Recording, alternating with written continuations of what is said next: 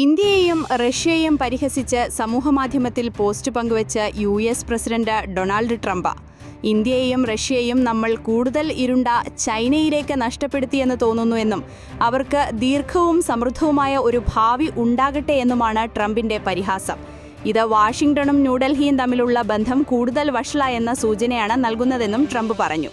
ചൈനയിലെ ടിയാൻജിനിൽ നടന്ന Shanghai corporation organisation ഉച്ചകോടിയിൽ 3 രാജ്യങ്ങളുടെയും നേതാക്കൾ ഒരുമിച്ച് നിൽക്കുന്ന ചിത്രം പങ്കുവച്ചാണ് ട്രംപിന്റെ ഈ പ്രതികരണം.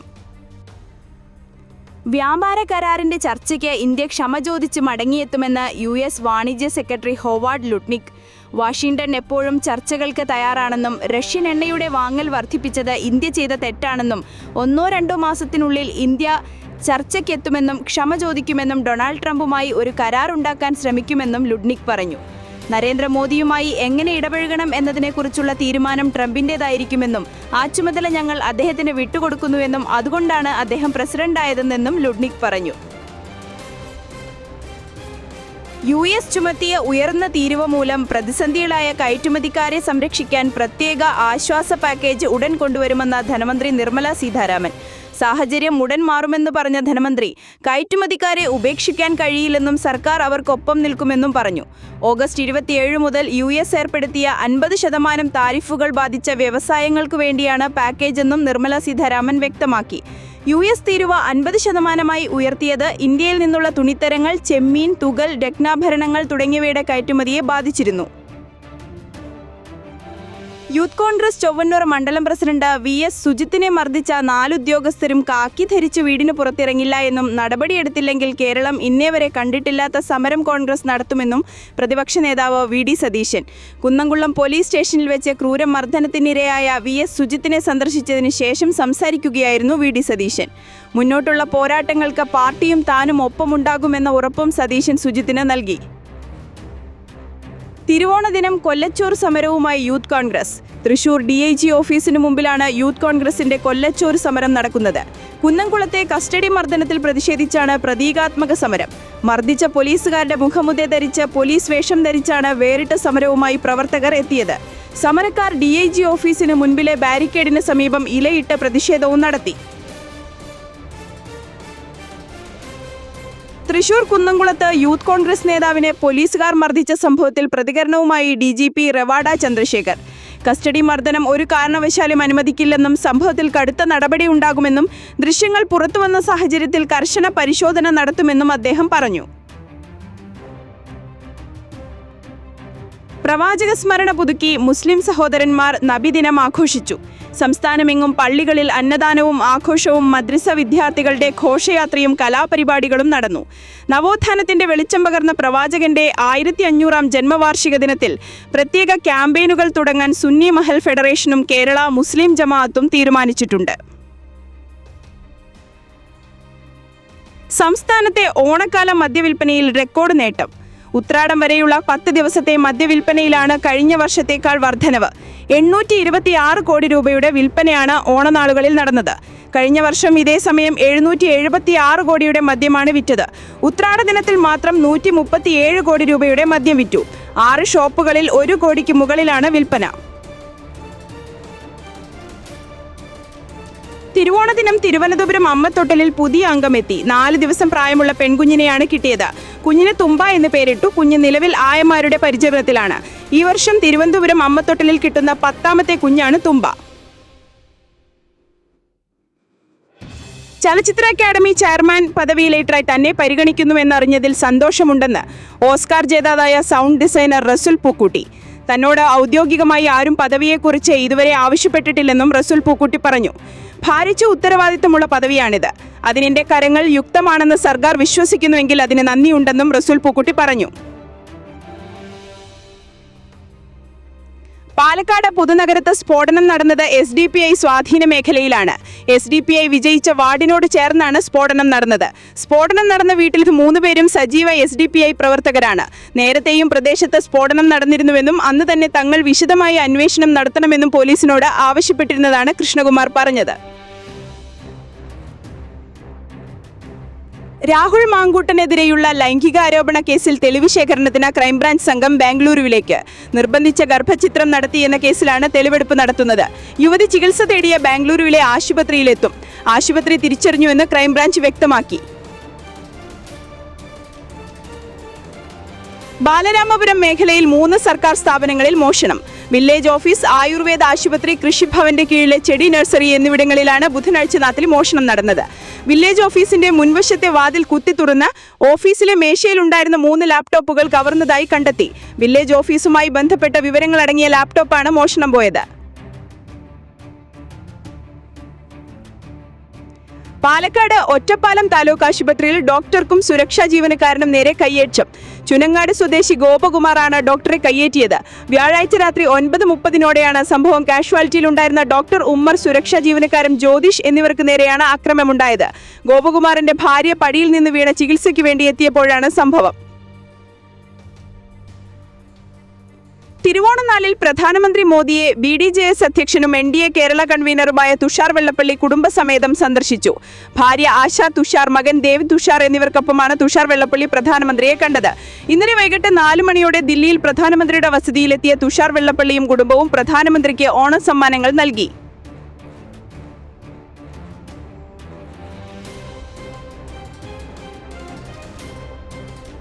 GST പരിഷ്കരണത്തിന്റെ ഗുണം ഉപഭോക്താക്കളിലേക്ക് എത്തിക്കുമെന്ന് ഉറപ്പ് നൽകുന്നതായി വ്യവസായികളുടെ സംഘടനയായ CII. ഉൽപ്പന്നങ്ങൾക്കും സേവനങ്ങൾക്കും നികുതി കുറച്ചതിന് പ്രധാനമന്ത്രി നരേന്ദ്രമോദിക്ക് നന്ദി അറിയിച്ചുകൊണ്ട് ദിനപത്രങ്ങളിൽ കോൺഫെഡറേഷൻ ഓഫ് ഇന്ത്യൻ ഇൻഡസ്ട്രി നൽകിയ പരസ്യത്തിലാണ് ഈ പ്രതിജ്ഞ എടുത്തതായി അറിയിച്ചിരിക്കുന്നത്. ഈ പ്രതിജ്ഞ നടപ്പാക്കുന്നത് ഈ നാടിന്റെ വികസന യാത്രയിൽ നിങ്ങൾ പങ്കുകൊള്ളുന്നത് തുല്യമാണെന്നും പരസ്യത്തിൽ പറയപ്പെടുന്നു.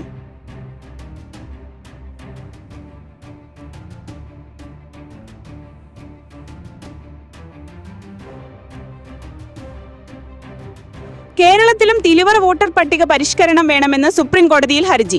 BJP നേതാവ് അശ്വിനി കുമാർ ഉപാധ്യായാണ് ഈ ആവശ്യവുമായി കോടതിയെ സമീപിച്ചത്. തെരഞ്ഞെടുപ്പിന് മുമ്പ് കേരളം, തമിഴ്നാട്, അസം, ബെസാൾ എന്നിവിടങ്ങളിൽ തീവ്ര വോട്ടർ പട്ടിക പരിഷ്കരണം നടത്താൻ തെരഞ്ഞെടുപ്പ് കമ്മീഷന് നിർദ്ദേശം നൽകണമെന്നാണ് ഹർജിയിൽ ആവശ്യം.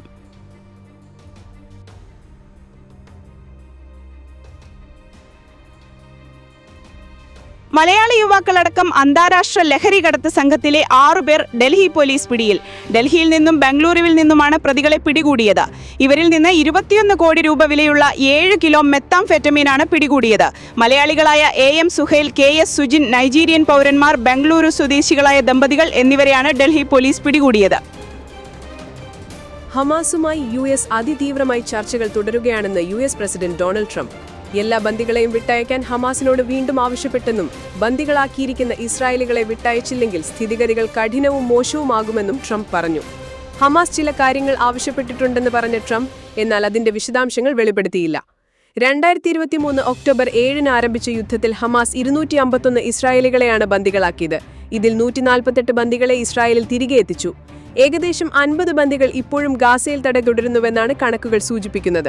ഇതിൽ 20 പേർ ഇപ്പോഴും ജീവിച്ചിരിക്കുന്നുവെന്നാണ് കരുതപ്പെടുന്നത്. താൽക്കാലിക വെടിനിർത്തൽ നടപ്പാക്കിയാൽ ഏതാനും ബന്ദികളെ കൂടി മോചിപ്പിക്കാമെന്ന് ഹമാസ് വ്യക്തമാക്കിയപ്പോൾ എല്ലാ ബന്ദികളെയും മോചിപ്പിക്കണമെന്ന നിലപാടിലാണ് ട്രംപ്.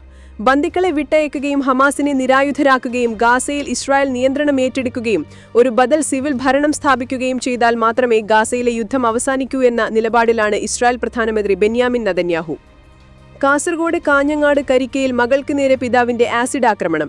17 വയസ്സുള്ള സ്വന്തം മകൾക്ക് നേരെയും സഹോദരന്റെ 10 വയസ്സുള്ള മകൾക്ക് നേരെയും ഇയാൾ ആസിഡ് ഒഴിക്കുകയായിരുന്നു. സംഭവത്തിനു ശേഷം ഒളിവിൽ പോയ കരിക്ക് സ്വദേശിയായ മനോജിനായി പോലീസ് തിരച്ചിൽ ഊർജിതമാക്കി.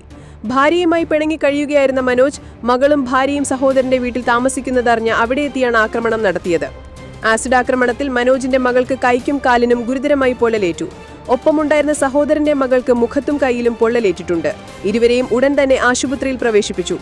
കർണാടക സ്വദേശിയായ മനോജിനായി പോലീസ് അന്വേഷണം വ്യാപിപ്പിച്ചു. കുടുംബ പ്രശ്നങ്ങളാണ് ആക്രമണത്തിന് പിന്നിലെന്ന് പോലീസ് പറഞ്ഞു. ഇയാൾക്ക് വേണ്ടിയുള്ള തിരച്ചിൽ പോലീസ് ശക്തമാക്കിയിട്ടുണ്ട്.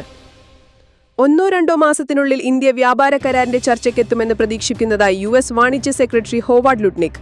വാഷിംഗ്ടൺ എപ്പോഴും ചർച്ചകൾക്ക് തയ്യാറാണെന്നും റഷ്യൻ എണ്ണയുടെ വാങ്ങൽ വർദ്ധിപ്പിച്ചത് ഇന്ത്യ ചെയ്ത തെറ്റാണെന്നും ലുഡ്നിക് പറഞ്ഞു. 1-2 മാസത്തിനുള്ളിൽ ഇന്ത്യ ചർച്ചയ്ക്ക് എത്തുമെന്ന് ഞാൻ കരുതുന്നു. അവർ ക്ഷമ ചോദിക്കും. ഡൊണാൾഡ് ട്രംപുമായി ഒരു കരാർ ഉണ്ടാക്കാൻ ശ്രമിക്കുകയും ചെയ്യും. നരേന്ദ്രമോദിയുമായി എങ്ങനെ ഇടപഴകണമെന്നതിനെക്കുറിച്ചുള്ള തീരുമാനം ട്രംപിന്റേതായിരിക്കും. ആ ചുമതല ഞങ്ങൾ അദ്ദേഹത്തിന് വിട്ടുകൊടുക്കുന്നു. അതുകൊണ്ടാണ് അദ്ദേഹം പ്രസിഡന്റായത്, ലുഡ്നിക് പറഞ്ഞു. റഷ്യയിൽ നിന്ന് എണ്ണ വാങ്ങുന്നതിനെ പേരിൽ ലുഡ്നിക് ഇന്ത്യയെ വിമർശിച്ചു. റഷ്യൻ സംഘർഷത്തിന് മുൻപ് ഇന്ത്യ റഷ്യയിൽ നിന്ന് തങ്ങളുടെ എണ്ണയുടെ 2% മാത്രമാണ് വാങ്ങിയിരുന്നത്. എന്നാൽ ഇപ്പോൾ ഇന്ത്യ തങ്ങളുടെ എണ്ണയുടെ 40% റഷ്യയിൽ നിന്നാണ് വാങ്ങുന്നതെന്നും ലുഡ്നിക് കുറ്റപ്പെടുത്തി. ലോകത്തിന്റെ ഉപഭോക്താവ് തങ്ങളാണെന്നും എല്ലാവരും ഉപഭോക്താവിലേക്ക് തിരികെ വരേണ്ടി വരുമെന്നും ലുഡ്നിക് പറഞ്ഞു. അതേസമയം US ഡോളറിനെ പിന്തുണയ്ക്കാനും ബ്രിക്സിൽ നിന്ന് പിന്മാറാനും ഇന്ത്യയുടെ ലുഡ്നിക് ആഹ്വാനം ചെയ്തിട്ടുണ്ട്. ആലപ്പുഴ പൊന്തുവെള്ളത്തിൽ മത്സ്യബന്ധനം നടത്തുന്നതിനിടെ കടലിൽ വീണ് കാണാതായ മത്സ്യത്തൊഴിലാളിയുടെ മൃതദേഹം കണ്ടെത്തി. വാടക്കൽ അരേശ്ശേരി വീട്ടിൽ ജോൺ ബോസ്കോ അല്ലെങ്കിൽ ജിമിച്ചൻ 52ന്റെ മൃതദേഹമാണ് കണ്ടെത്തിയത്. 2-ന് പുലർച്ചെ 5-ന് കാണാതായ ജിമിച്ചന്റെ മൃതദേഹം ഇന്ന് രാത്രി 8:20-ന് വീടിന് സമീപം കടൽ തീരത്ത് അടിയുകയായിരുന്നു. പൊന്തുവെള്ളത്തിൽ ജിമിച്ചൻ മാത്രമാണ് മത്സ്യബന്ധനത്തിന് പോയത്. വലയിട്ട് മത്സ്യം പിടിച്ച ശേഷം വല മടക്കുന്നതിനിടെ കുഴഞ്ഞു വീഴുകയായിരുന്നു. ആലപ്പുഴ സൗത്ത് പോലീസ് സ്ഥലത്തെത്തി മേൽനടപടി സ്വീകരിച്ചു. ഭാര്യ സൂസമ്മ, മക്കൾ ദൃശ്യ, അഞ്ജു. കാസർഗോഡ് 17 വയസ്സുകാരിയായ മകളുടെ ദേഹത്തേക്ക് ആസിഡ് ഒഴിച്ചു പിതാവ്. ബന്ധുവായ 10 വയസ്സുകാരിയും ആസിഡ് ആക്രമണം നേരിട്ടു. കാസർഗോഡ് പനത്തടി പാറക്കടവിലാണ് പിതാവിന്റെ ക്രൂരത. കർണാടകയ്ക്ക് സമീപമുള്ള ആനപ്പാറ സ്വദേശിയായ KC മനോജാണ് മകൾക്കും 10 വയസ്സുകാരിക്കും നേരെ ആസിഡ് ആക്രമണം നടത്തിയത്. സംഭവത്തിൽ പോലീസ് കേസെടുത്തു. രാജപുരം പോലീസാണ് കേസ് രജിസ്റ്റർ ചെയ്തത്. റബ്ബർ ഷീറ്റിനായി ഉപയോഗിക്കുന്ന ആസിഡാണ് പ്രതി കുട്ടികളുടെ ദേഹത്തേക്ക് ഒഴിച്ചതെന്നാണ് വിവരം. മകളുടെ കൈക്കും കാലിനും പൊള്ളലേറ്റു. 10 വയസ്സുകാരിയുടെ മുഖത്തുൾപ്പെടെ പൊള്ളലുണ്ട്. അതിക്രമത്തിന് ശേഷം മനോജ് ഒളിവിൽ പോവുകയായിരുന്നു. ഇയാൾക്കായുള്ള തിരച്ചിൽ രാജപുരം പോലീസ് ആരംഭിച്ചിട്ടുണ്ട്. കൊലപാതക ശ്രമം, വീട്ടിൽ അതിക്രമിച്ചു കയറൽ, ഗുരുതരമായ ആസിഡ് ആക്രമണം എന്നീ വകുപ്പുകളാണ് ഇയാൾക്കെതിരെ രാജപുരം പോലീസ് ചുമത്തിയിരിക്കുന്നത്. പനത്തിലി പാറക്കടവ് എന്ന സ്ഥലത്ത് ബന്ധുവീട്ടിലായിരുന്നു മകൾ താമസിച്ചത്. മനോജും ഭാര്യയും കുറച്ചുകാലമായി പിണങ്ങി കഴിയുകയായിരുന്നു. എന്നും മദ്യപിച്ച് പ്രശ്നമുണ്ടാക്കുന്നതിനെ തുടർന്നാണ് ഭാര്യ ഭർത്തൃവീട്ടിൽ നിന്ന് മാറി താമസിച്ചത്. ഇതിനെ തുടർന്നുണ്ടായ വിരോധമാണ് മകളെയും ബന്ധുവായ കുട്ടിയും ആക്രമിച്ചതിലേക്ക് നയിച്ചതെന്ന് പോലീസ് പറയുന്നു. കോഴിക്കോട് കുറ്റ്യാടി സംസ്ഥാന പാതയിൽ കടിയങ്ങാട് മുൻ സൈനികൻ സ്കൂട്ടർ ഇടിച്ചു മരിച്ചു. കടിയങ്ങാട് പുത്തൻപുരയിൽ ബാലകൃഷ്ണൻ നായരാണ് മരിച്ചത്. വ്യാഴാഴ്ച രാവിലെ കടിയങ്ങാട് ഡേ മാർട്ടിന് സമീപമായിരുന്നു അപകടം. കോഴിക്കോട് സ്വകാര്യ ആശുപത്രിയിൽ ചികിത്സയിലിരിക്കെ വെള്ളിയാഴ്ചയായിരുന്നു അന്ത്യം. സംസ്ഥാനത്ത് ഉത്രാടനാളിൽ റെക്കോർഡ് മദ്യ വിൽപ്പന. 137 കോടിയുടെ മദ്യമാണ് സംസ്ഥാനത്ത് ബെവ്കോ വഴി വിറ്റത്. അതേസമയം 2024-ൽ 126 കോടി രൂപയുടെ വിൽപ്പനയാണ് നടന്നത്. 1.46 കോടിയുടെ മദ്യം വിറ്റ കരുണാകപ്പള്ളി ബെവ്കോ ഔട്ട്ലെറ്റാണ് 1-ാം സ്ഥാനത്ത്. 1.24 കോടിയുടെ വിൽപ്പനയുമായി കൊല്ലം ആശ്രമം ഔട്ട്ലെറ്റാണ് 2-ാം സ്ഥാനം. 1.11 കോടിയാണ് 3-ാം സ്ഥാനത്തുള്ള മലപ്പുറം എടപ്പാൾ ഔട്ട്ലെറ്റിലെ വിൽപ്പന. കഴിഞ്ഞ 10 ദിവസത്തെ മദ്യവിൽപ്പന മുൻ വർഷത്തേക്കാൾ 50 കോടി രൂപയ്ക്കും കൂടുതലാണ്.